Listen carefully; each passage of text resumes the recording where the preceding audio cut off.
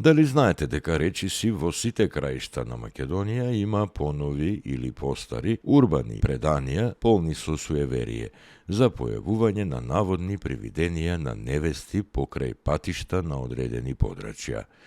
Така, например, е и легендата за појавувањето на невестата кај Ротино во Битолско, но за најстаро привидение на невеста се сметала невестата од Скудриње.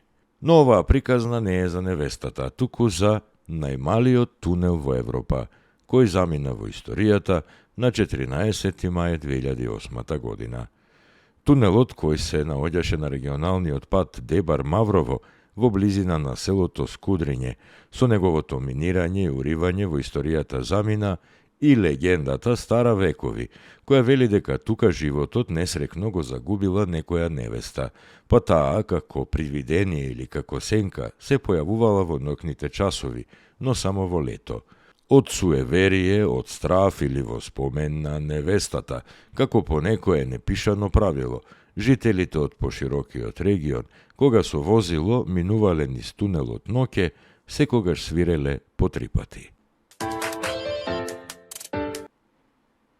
Дали сте слушнале за античката термоминерална бања, откриена при копањето на темелите на хотелот Цар Самуил во Струмичко?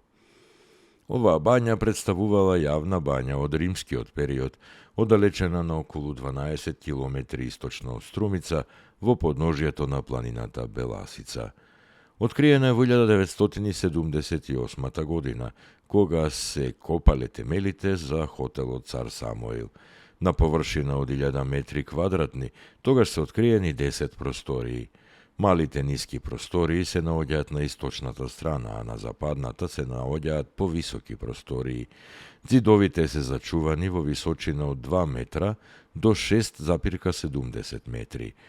Термата, бањата, имала простории за соблекување, сауна, базени со топла, со студена и со млака вода, како и други простории.